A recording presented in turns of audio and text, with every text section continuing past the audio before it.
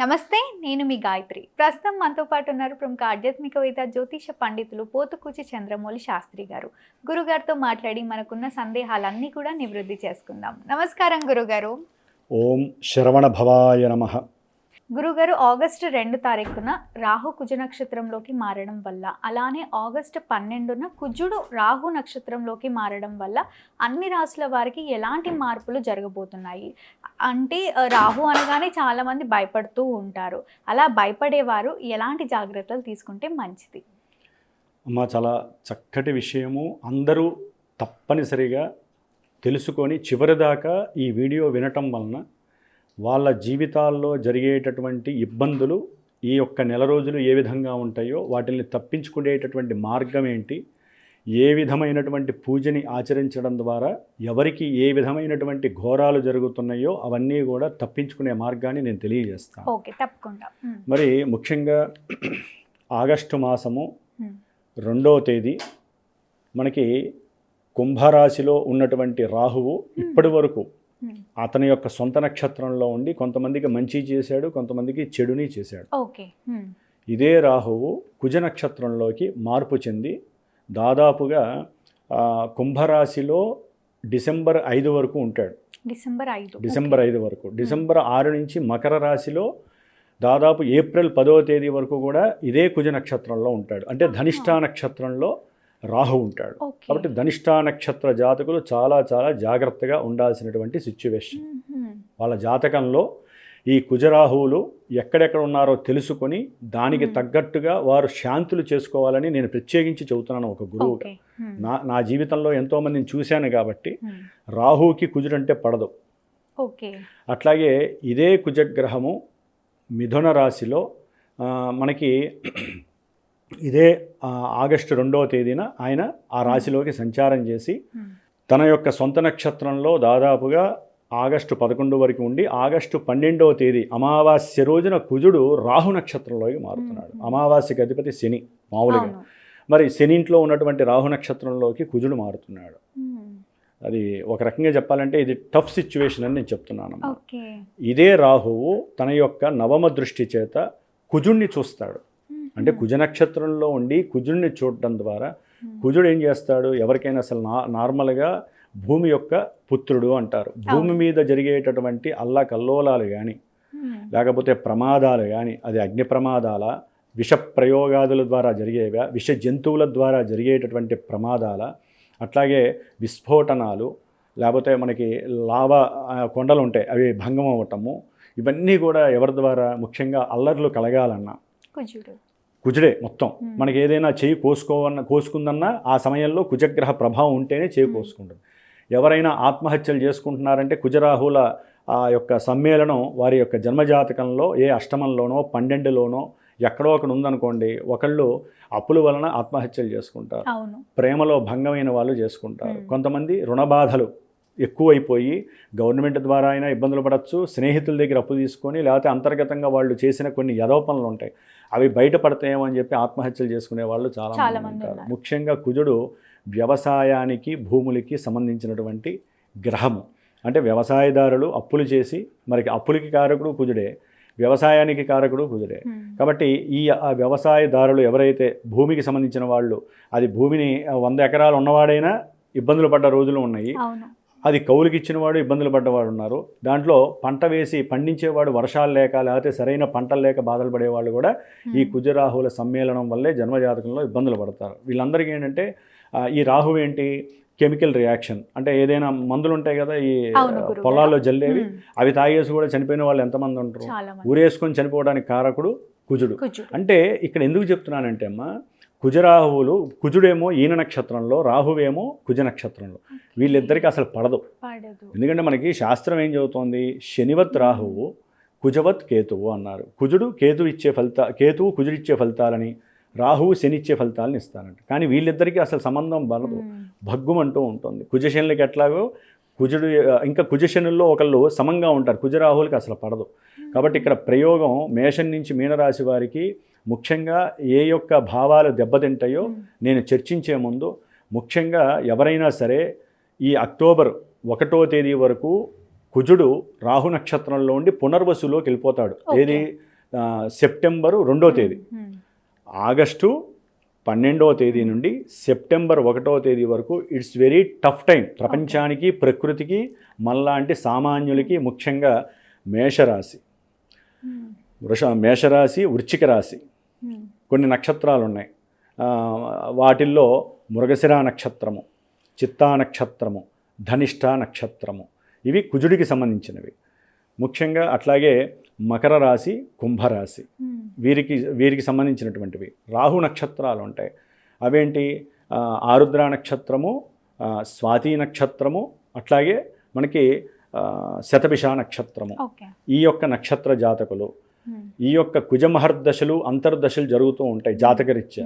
వారు కానివ్వండి, రాహు మహర్దశ, అంతర్దశలు జరుగుతూ ఉంటాయి, వారు కానివ్వండి, చాలా చాలా జాగ్రత్తగా ఉండి నేను తర్వాత చెప్పబోయేటటువంటి ప్రొడక్షన్స్ కంపల్సరీ మీరు ఆచరించుకోండి.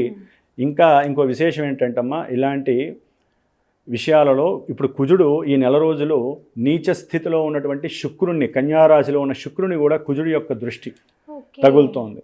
ఇక్కడ ఎంత ఘోరం అంటే సిచ్యువేషన్, శని కూడా వక్రించి శుక్రుని చూస్తున్నాడు. శుక్రుడు అంటే ఎవరు? స్త్రీలు. స్త్రీలకి సంబంధించిన వాడు శుక్రుడు. ఆభరణాలకి సంబంధించి కోరికలు. ఈ కుజుడు ఏంటంటే కోరికని వృద్ధి చేస్తాడు. శుక్రుడు ఏంటంటే అనుభవించడానికి ఈయన సిద్ధంగా ఉంటాడు. అంటే కుజ శుక్రుల యొక్క బంధము, రాహువు, శని 3 పాపగ్రహాల యొక్క బంధముతో శుక్రుడు నలిగిపోతున్నాడు నీచలో ఉండి. కాబట్టి ధనపరంగా స్త్రీలైతే కొంచెం ఆలోచించండి. ఏ నిర్ణయాలు తీసుకోవాలన్నా, ఎవరితో మాట్లాడాలన్నా, అట్లాగే వివాహం చేసుకునే వాళ్ళు కూడా చాలా జాగ్రత్తగా గౌరీదేవిని అధికంగా ఆరాధించండి. లలితాదేవిని, ఆవిడే మిమ్మల్ని కాపాడుతుంది. లేకపోతే ఈ పాపగ్రహాలందరూ కూడా ఈ శుక్రుడి మీద పడి నానా బీభత్సం చేసే పరిస్థితి ఉంటుంది. కాబట్టి కంపల్సరీ వీళ్ళు సుబ్రహ్మణ్యేశ్వరుడి యొక్క ఆరాధన చేయటం విశేషం. ముఖ్యంగా అమ్మ ఈ ప్రభావం ఎలా ఉంటుందంటే ఈ ఆగస్టు 12 నుంచి సెప్టెంబర్ 1వ తేదీ వరకు భూ కబ్జాలకు సంబంధించి భూములు మనమైనప్పటికీ కూడా వేరేవాడు దాంట్లో ఇబ్బందికరమైనటువంటి చర్యలు చేస్తూ ఆ భూములు మీవి కాదు మావనేవాళ్ళు, లేకపోతే కోర్టు సమస్యలు, రుణబాధలు, ఏ రకమైనటువంటి రుణబాధలైనా సరే, అట్లాగే కొట్లాటలు ఉంటాయి అన్నదమ్ముల మధ్య, తల్లిదండ్రుల యొక్క ఆస్తుల పరంగా కొట్లాటలు ఉంటాయి. ఈ విషయాల్లో కానివ్వండి, అన్నదమ్ములు అక్క చెల్లెల మధ్య సమస్యలు కానివ్వండి, కోపావేశాల వలన వీళ్ళంతటా వీళ్ళు ఏదైనా చేసుకోవచ్చు, అవతల వాళ్ళ మీద ఏదైనా చేసే ప్రయోగాలు, అట్లాగే మానభంగాలకి సంబంధించి కుజుడు రాహు యొక్క సమ్మేళనం మంచిది కాదు. ఇదొకటి. ఆత్మహత్యలకి సంబంధించి ప్రమాదాలు, అది అగ్ని ప్రమాదాల, వాహన ప్రమాదాల, లేకపోతే సెల్ ఫోన్స్ జాగ్రత్తగా వాడండి. కుజుడు అక్కడ నుండి రాహు నక్షత్రం అంటే ఈ 16 రోజుల్లో అది కమ్యూనికేషన్ స్థానము, చాలా డేంజరస్ జరిగే అవకాశం ఉంటుంది. ఒకవేళ మధ్యలో ఏదైనా మనకు ఉన్నటువంటి ఇంటర్నెట్ ఏదైనా ఫెయిల్ అయినా భయపడి బాధపడాల్సిన అవసరం లేదు, అవి కూడా జరగడానికి అవకాశం ఉంది. అంటే ఇన్ని రకాల ముఖ్యంగా ఇబ్బందులు క్రియేట్ చేసే అవకాశాలు ఉన్నాయి. గురుగారు, నిత్యం కూడా మీరు ఇలాంటి టఫ్ సిచ్యువేషన్స్ వచ్చినప్పుడు మీ పీఠం తరపున అన్ని రాసుల వారికి ఏవో ఒక పూజలు జరిపిస్తూనే ఉంటారు. మళ్ళీ ఈసారి ఎలాంటి పూజా కార్యక్రమాలు చేస్తున్నారు? ఏం లేదమ్మా, నేను సర్వే జన సుఖినో భవంతు. ఇప్పుడు వారి జాతకాలలో విడివిడిగా చేసుకోవాలంటే అధికమైనటువంటి ఖర్చుతో, ప్రయాసతో కూడుకున్న విషయం. నేనేంటంటే నా యొక్క జ్ఞానసిద్ధి క్షేత్రపీఠంలో ముఖ్యంగా ఈ యొక్క 16 రోజులు అంటే 12, దాదాపు 18 రోజులు, రాహు యొక్క సంఖ్య 18. కాబట్టి ఈ 18 రోజులు సెప్టెంబర్ 31 వరకు కూడా విశేషంగా సర్పసూక్త జప పారాయణం, సుబ్రహ్మణ్యేశ్వర జపము, కుజుడికి రాహువుకి సంబంధించినటువంటి జపము. కుజుడికేమో 7000 సార్లు, రాహుకేమో 18,000 సార్లు వాళ్ళ యొక్క సంఖ్యలు ఉంటాయి. అంటే మంత్రజపం, ఆ మంత్రజపాన్ని చేస్తూ సుబ్రహ్మణ్యేశ్వరుడు స్వామికి సంబంధించినటువంటి విశేషమైనటువంటి జపాన్ని ఆచరిస్తూ నేను సెప్టెంబర్ 1వ తేదీన విశేషంగా ఈ స్వామివారికి సంబంధించినటువంటి సుబ్రహ్మణ్య పాశుపత హోమం. ఎందుకంటే సంతానపరంగా విచ్ఛిన్నాలు జరుగుతూ ఉంటాయి, వివాహ ఆటంకాలు, కుజదోషాలు ఉన్నవాళ్ళు, జాతకంలో రాహుదోషాలు ఉన్న వాళ్ళకి వివాహాలు కావు, వివాహమై కూడా అన్యోన్య దాంపత్యం చెదిరిపోవటం, కోర్టు సమస్యలు, వీళ్ళందరి కోసమే నేను చేస్తున్నానమ్మా. మంచి జరిగే వాళ్ళకి అవసరం లేదు, చెడు జరిగే వాళ్ళ కోసమే ఒక గురువుగా నేను ఏదైనా చేయగలిగింది నేను అదొక్కడే. కాబట్టి రుణబాధలు అధికంగా ఉన్నవాళ్ళు, ఊరికినే ఏదో ఒకటి చేసేసుకోవాలి, లేకపోతే ప్రయాణాల్లో ఆటంకాలు, ప్రమాదాలు జరిగేవాళ్ళు, వీళ్ళ కోసమే చేస్తున్నాను. కాబట్టి ఎవరైనా సరే వారి యొక్క జన్మజాతకరీత్యా ఇబ్బందులు ఉన్నా, ఇందాక చెప్పినటువంటి నక్షత్రాల వారు, రాసుల వారు, దశలు అంతర్దశలు జరిగే వాళ్ళు ఉంటే ఈ యొక్క సుబ్రహ్మణ్యేశ్వర స్వామికి నేను ఈ 18 రోజులు విశేషంగా చేసిన జపము ఆచ్ఛాదన చేసి చిన్న కుమారస్వామి అంటే సుబ్రహ్మణ్యేశ్వర స్వామి యొక్క ప్రతిమని నేను వారికి అందజేస్తాను. అది నేను ఇచ్చాను కదా అని చెప్పి ఇంట్లో పెట్టేసి వదులుకోకూడదమ్మా. దానికి మళ్ళీ వాళ్ళు నిత్యము కూడా చిన్నదే ఆ స్వామివారికి నేను ఒక మంత్రం ఇస్తాను. ఎవరైతే ఈ పూజలో పాల్గొంటారో వారికి ఆ మంత్రాన్ని కనుక వారు స్వామివారికి నిత్యము అభిషేకం చేసుకొని ఆ తీర్థం తీసుకోవడం ద్వారా వాళ్ళలో ఉన్నటువంటి తామస గుణాలు పోతాయి. పిల్లలు లేని వాళ్ళకి పిల్లలు పుట్టే అవకాశం 100% ఉంటుంది. రుణబాధలు ఉన్నవాళ్ళు రుణ విమోచనం అవుతుంది. ప్రమాదాలు ఎక్కువగా జరిగి అప్పుల బాధలు ఎక్కువగా ఉన్న వాళ్ళకి అవన్నీ కూడా నెరవేరుతాయి. జాతకంలో జరగకూడని సందర్భాలు ఎన్ని జరుగుతున్నాయో అవన్నీ కూడా తొలగిపోవడానికి ఆ సుబ్రహ్మణ్యేశ్వర అనుగ్రహమే వీరికి సదా రక్ష అని నేను కుక్కే సుబ్రహ్మణ్యేశ్వర స్వామి దగ్గరికి కూడా ఈ యొక్క స్వామివారి ప్రతిమలు తీసుకువెళ్ళి అక్కడ పూజ చేయించి తర్వాత వీళ్ళకి నేను అందజేసే ప్రయత్నం చేస్తున్నాను. హోమం మన జ్ఞానసిద్ధి క్షేత్రపీఠంలో విశేషమైనటువంటి హోమం చేస్తాను. ఎవరైనా సరే హైదరాబాద్ దగ్గరలో ఉన్న వాళ్ళు వచ్చి చూడొచ్చు హ్యాపీగా. దూరంగా ఉన్న వాళ్ళకి నేను వీడియో పంపిస్తాను. ఏదైనా సరే చేయించుకోవాలనే మనస్సంకల్పం ఉండాలి. ఎవరు ఆటకాయతనంగా ఫోన్లు చేయాల్సిన అవసరం లేదు. ఎవరికైతే ఇబ్బందులు ఉన్నాయో, ఎవరైతే నమ్మి పూజ చేయించుకోవాలనుకున్నారో వారు మాత్రమే ఫోన్ చేయండి.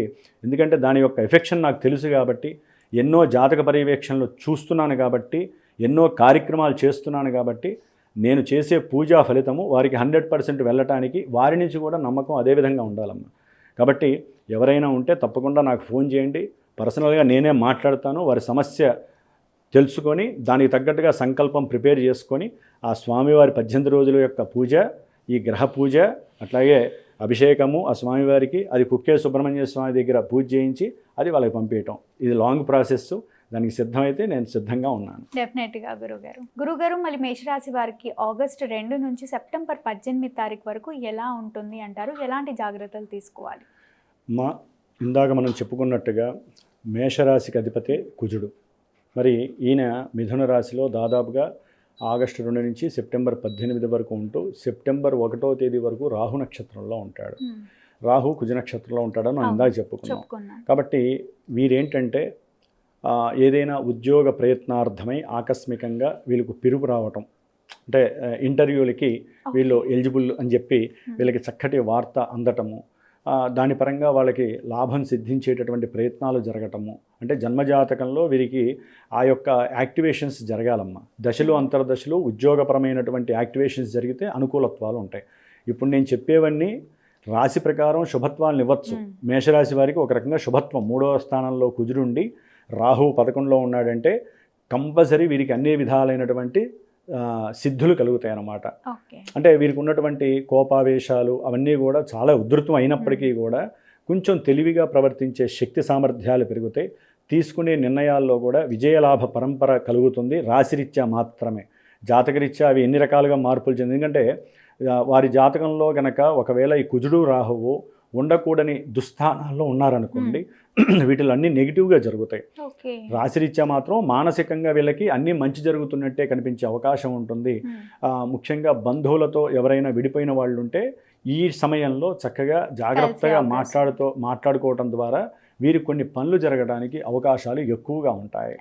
అట్లాగే తండ్రి గారి యొక్క ఆస్తులు ఆ విషయాల్లో కూడా వీరికి చక్కగా వీరి పెద్దవాళ్ళు ఉంటారు అనుయాయులు, వారి వలన కూడా వీరికి రావాల్సినటువంటి ఆస్తులు అమ్ముకోవడం ద్వారా కూడా ధనము ప్రాప్తించటము, చాలా విశేషమైనటువంటి లాభాలు కలుగుతాయి. తల్లిగారి యొక్క ఆరోగ్యం పట్ల కొంచెం శ్రద్ధ వహించాలి. ప్రయాణాలు అధికంగా చేసేటటువంటి మానసిక స్థితి కలుగుతుంది. ప్రయాణాలు చేసేటప్పుడు కూడా ఒక్కోసారి ఇబ్బందులు కలుగుతాయి. తండ్రి గారి యొక్క ఆరోగ్యరీత్యా కూడా వీరు ప్రయాణాలు చేయటము, వీరు అనుకున్నది ఉద్యోగంలో జరిగినప్పటికీ కూడా వీరు అటెండ్ కాకపోవడం ద్వారా తండ్రి గారి వలన కొంతమందికి ఇబ్బందులు, ఉద్యోగంలో సరైన సమయానికి ఇంటర్వ్యూకి వెళ్ళలేకపోవటము, ఆ ప్రయాణానికి వెళ్ళి అసలైనటువంటి జీవిత ప్రయాణంలో ఆటంకాలు కలగటము, ఇలాంటివి జరుగుతాయి. ఆస్తులు అమ్మకాలు కొనుగోలు విషయాలలో చక్కటి లాభాలు కలిగే అవకాశం ఉంటుంది. ఏదేమైనప్పటికీ జన్మజాతకంలో వీరికి కుజరాహువుల యొక్క సమ్మేళనం కరెక్ట్గా ఉంటేనే అనుకూలమైన సిచ్యువేషను, లేదా భార్యాభర్తల మధ్య కోర్టు సమస్యలు అధికంగా అవ్వటము, ప్లేడర్లకి లాయర్లకి డబ్బులు అధికంగా ఖర్చు అవ్వటము, ముఖ్యంగా అనారోగ్య స్థితిగతులు, థైరాయిడ్ గంధికి సంబంధించినటువంటి ఆపరేషన్స్ జరగటము, అట్లాగే మోకాళ్ళకి సంబంధించినటువంటి ఇబ్బందులు కలగటము, ప్రయాణాల యందు ప్రమాద ఆటంకాలు, ప్రమాదాలు జరగటము, ఇలాంటివి ఎన్నో కూడా కలుగుతూ ఉంటాయి. ముఖ్యంగా వీరి దగ్గర ఉన్నటువంటి బండ్లు కానివ్వండి, లేకపోతే వీరికున్న స్థలం కానివ్వండి, వేరే వారు దొంగిలించటం, చోరత్వం అనుకోండి, లేకపోతే వారు దాన్ని ఆక్యుపై చేయటం అనుకోండి, అలాంటివి కూడా జరగడానికి అవకాశాలు ఉంటాయి జాతకంలో కుజరాహువులు సరిగ్గా లేకపోతే. కాబట్టి వీరు మాత్రము ఈ నక్షత్రాలు, వారు ఇందాక చెప్పిన నక్షత్రాలు వారు మాత్రము మేషరాశి వారు ఎక్కువగా సుబ్రహ్మణ్య ఆరాధన చేయడం ద్వారా వీరికి కలిసి వచ్చే కాలం అని మనం చెప్పుకోవాలమ్మా. తప్పకుండా గురుగారు, ధన్యవాదాలు. శుభమస్తు. చూసారు కదా, మా వీడియో మీకు తప్పకుండా నచ్చిందని అనుకుంటున్నాను. అలా అయితే లైక్ చేయండి, షేర్ చేయండి. మరిన్ని ఇలాంటి ఇంట్రెస్టింగ్ వీడియోస్ కోసం మా ఛానల్ని సబ్స్క్రైబ్ చేసుకోండి. మీ పర్సనల్ చార్ట్ గురుగారు ద్వారా తెలుసుకోవాలి అనుకుంటే వీడియోలో స్క్రోల్ అవుతున్న నెంబర్ని కాంటాక్ట్ అవ్వచ్చు. ధన్యవాదాలు.